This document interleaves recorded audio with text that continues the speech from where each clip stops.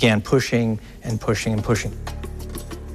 One battle he pushed, and eventually won, was against the notorious Reverend Marcial Maciel de Gollado, a powerful Mexican priest and protege of John Paul, who was accused of molesting young seminarians. The case had lain dormant for years, but in 2004, Ratzinger reopened the case and eventually removed Maciel from priestly duties. As Pope, he would take control of Maciel's powerful religious order, the Legionaries of Christ. I think the bottom line is this. However bad you think the Vatican's response to this crisis has been, it would have been infinitely worse were it not for the personal leadership of Pope Benedict XVI. Once Ratzinger became Pope Benedict, there were more unprecedented acts. Meetings with victims of abuse, public apologies, and finally, an acknowledgement that the crisis did not come from enemies of the church on the outside, but was, quote, born from the sin within the church. Is it possible that Cardinal Ratzinger could have been more flexible back then, perhaps more creative, which would have alleviated a lot of the horrors that these victims have gone through for many years?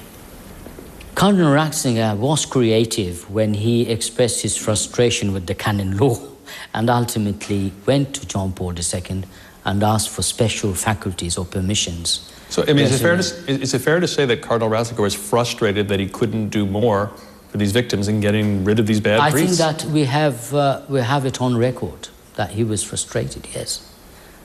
Yes. While the Pope has evolved and taken some strong measures to deal with the crisis, there is unfinished business that still haunts the victims of pedophile priests. And that is, what about the bishops? The bishops who covered up priestly abuse and moved those priests from parish to parish. We've been crying and crying and crying to do something about the bishops who have covered up, who have lied about this, who have wasted hundreds of millions of dollars of the faithful's money to stonewall it, through the courts. They've done nothing about these bishops. Bishops like Cardinal Bernard Law of Boston, who covered up the crimes of priests who assaulted dozens of children. He eventually was forced to resign, only to end up as a cardinal in Rome. He has this grand title, great apartment, and real power, real authority in the Vatican, and yet he is one of the most notorious bishops from this whole era of scandal. Gibson believes the Pope will never publicly rebuke the bishops. He doesn't want to open up that can of worms because he doesn't want to cause difficulties for his brother bishops. The bishops of the church are his colleagues.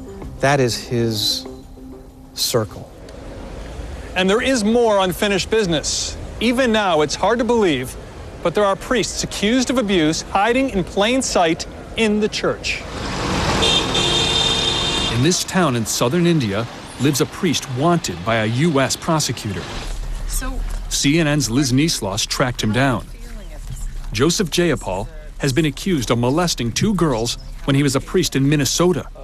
He fled the country, ending up here in the Diocese of Uttarakhand. Jayapal's U.S. bishop has written the Pope's old agency, the CDF, repeatedly about the abuse, even saying a U.S. county attorney wants to extradite him. Yet to this day, 6 years after he was first accused, Father Jayapal is still a priest. He maintains he's innocent. No, it is a lie. It is totally a lie. And says the victims are out for cash. I think there may be a motive to get money from the diocese. Officials in the local diocese say Jayapal has been suspended, but he remains free until he's extradited, which U.S. authorities say could take years. These guys can go from one country to another country, and there's no universal database that says, beep, beep, beep, this guy has a record, this guy is a problem. Jayapal is only one of several accused priests still sheltered by the church. Remember Peter Hullermann, the German pedophile priest overseen by Cardinal Ratzinger in Munich? 14 years after his conviction, he was still a priest in the town of Bad Tolz in Germany, until the church finally suspended him last spring. To date, Pope Benedict has never personally addressed his role in the Hullermann case. or why Hullerman remained a priest for so long. The Hullerman case is a disgrace from the beginning to the end. But as long as the impression is that on the Hullerman case, the message is stonewalling and denial, I think it's going to be much more difficult for the Pope or his apologists to convince the rest of the world that he's on the side of the angels on the sex abuse issue. To Vatican insiders, Pope Benedict may stand as a reformer, the church official who did more than anyone to address the crisis. But to many victims, ordinary Catholics, and the public at large, it's not nearly enough. The unfinished business of the sexual abuse scandal not only weakens the Pope's credibility, but it may cause the very thing he devoted his life to preventing: Catholics straying from the faith. If the church leaders are seen to have no credibility, people aren't going to listen to them. They're going to wind up doing what Cardinal Ratzinger feared most. They're just going to go their own way, believe what they want to believe.